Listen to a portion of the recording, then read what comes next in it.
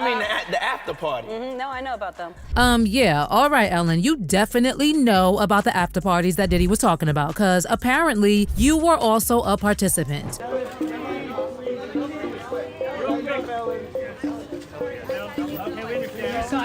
Ellen, were you surprised by the allegations about P. Diddy? Did that surprise you about P. Diddy?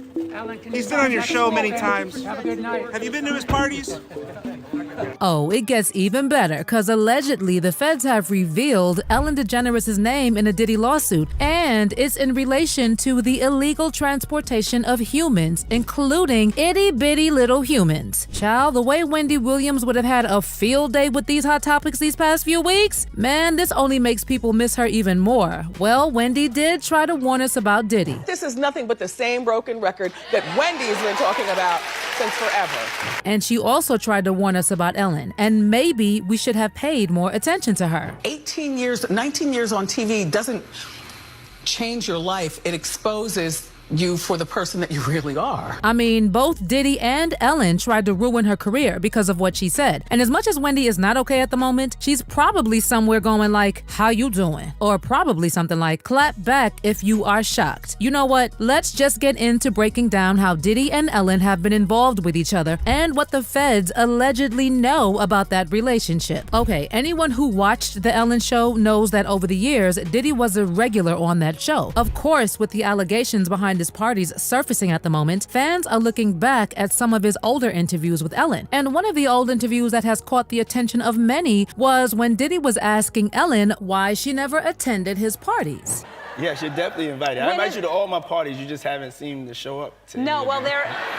is it on the East Coast? Yes. Well, that's why. Why don't you have one here on the West Coast? Because I work all the time. Okay, well, maybe I have one at your house. Maybe I'll have one at your house? Was Diddy low-key suggesting that they should host one of the freak-off parties at Ellen's house? Baby, one thing you should take away from the conversation was that Ellen was invited to all the parties, all of them. But the only reason she never went to the parties was because they were too far, not because she found them questionable. And when Diddy said that the parties that start after midnight are a different kind of party, maybe we should have also taken that part a little more seriously.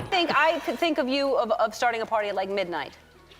Like, what time will it go till? That's a different type of party, though. The other thing you should realize is that this particular interview was from a long time ago, because there have been claims making rounds that Ellen was spotted at Diddy's parties. In fact, it's been suggested a few times that Ellen may have attended the less publicized gatherings at Diddy's house where disturbing and potentially illegal activities allegedly took place. And when I talk about illegal activities, the one involving Ellen was allegedly the transportation business. So word on the street is that the feds have footage of Ellen with a bunch of little humans in one of Diddy's parties. And your guess is as good as mine as to what they were doing there. Guys, remember when Ellen was caught up in that Wayfair drama about selling furniture at very high prices? Well, now it's beginning to make sense as to why the cabinets were being sold at up to $10,000 and why they had names associated with reported missing persons such as Naraya, Yaritza, Samaya, and Olivia. Allegedly, the cabinets were the ones being used for transportation by the likes of Ellen and Diddy. Honey, when there were allegations that Ellen and people like Oprah Winfrey were on house arrest for illegal transportation, y'all said it was just a conspiracy theory. But given recent updates on Diddy, maybe there was some truth to whatever was going on, and Ellen may have been right in the middle of it all. To a lot of people, it makes sense that Ellen was right in the middle of the Wayfair drama when the company was being accused of acting as a front for illegally transporting humans by selling pricey cabinets named after people. That conversation has come up again, and there's somebody who even said recently that they were looking for a bed frame on Wayfair a few years ago, and they remembered seeing a hideously ugly old school locker, but didn't pay much attention to the name. But the person was stunned that anyone would pay $10,000 for such a thing, because the price was really outrageous. Then not too long after that whole scandal about illegal transports via Wayfair came out, according to that person, shortly after that, a woman came forward and said she worked at Wayfair at one time, and items at higher prices were only handled by certain people in higher positions at Wayfair. Why? Again, your guess is as good as mine. Like I said, Wendy would have a field day with this story, especially considering how she was always a whistleblower, and most of the time people dragged her through the mud for it. Hasn't she always warned us about Diddy? For instance, back when Charlamagne Tha God was Wendy's radio co-host in 2009, Wendy invited former Bad Boy rapper Mark Curry on her show to talk about his book, Dancing with the Devil, How Puff Burned the Bad Boys of Hip Hop. The devil in this case was obvious obviously Diddy. And during the interview, Mark said, "This Amanda has a shadow of things that follow him, and it will rain on you too. So it's really all about the dark cloud." Let's just say that Wendy agreed with everything that Mark said about Diddy. And if you are a Wendy watcher, you know that Wendy has also said some things about Diddy. And not just Diddy, by the way. Wendy was one of the first to call out R. Kelly's relationship with Aaliyah and hinted at Russell Simmons and Bill Cosby's bad behavior behind the scenes. She was also at the forefront calling out rappers who were living a down low lifestyle and the detrimental effects it had on some women. So she knew exactly what she was saying when she was exposing all those people in Hollywood. And specifically, when it comes to Diddy, Wendy said quite a lot. Like when Diddy and Cassie briefly broke up in 2015, Wendy Williams also speculated that there was a balance of power issue between Diddy and Cassie when she said,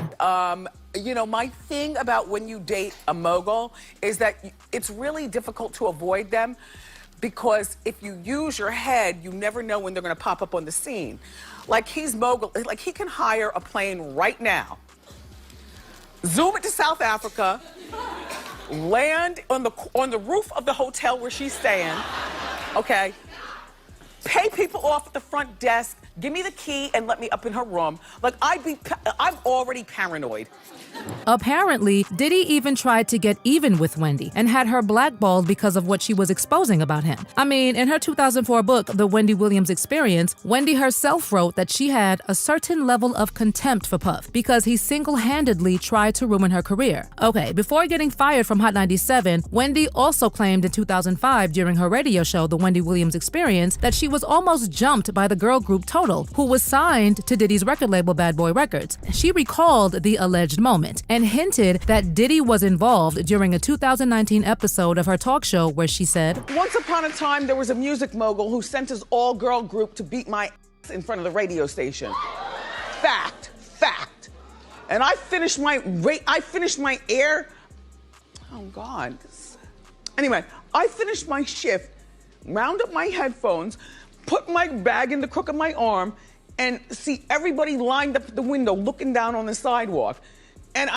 But look, I'm like, why is everybody looking down at the sidewalk? I mean, noses were pressed to the glass. And I get downstairs and find this girl group jump out of a gypsy cab to come after me, to kick my ass. And I'm like, for what? You know what I said was true. You all are broke and you were living in the projects.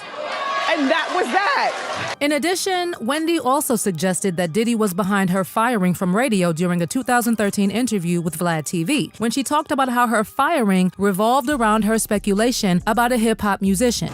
There was a radio personality once upon a time. Her name was Wendy Williams, and she was practically burned at the stake for talking about such. And now it's all come full circle.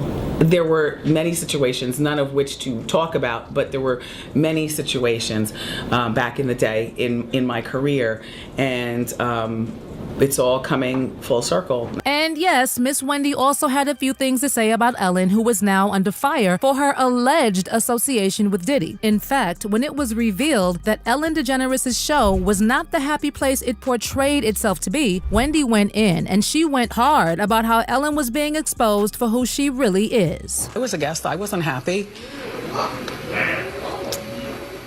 Just saying, Norman. And people called me out on it before I was able to say anything about it. Like, oh my gosh. Damn, it's really not looking good for either Diddy or Ellen, but you let me know what you think about Ellen being mentioned in Diddy's shenanigans. Do you believe that everything that's being said is true? And what are your thoughts on Wendy basically trying to warn people about Ellen and Diddy? Drop those thoughts in the comments section below.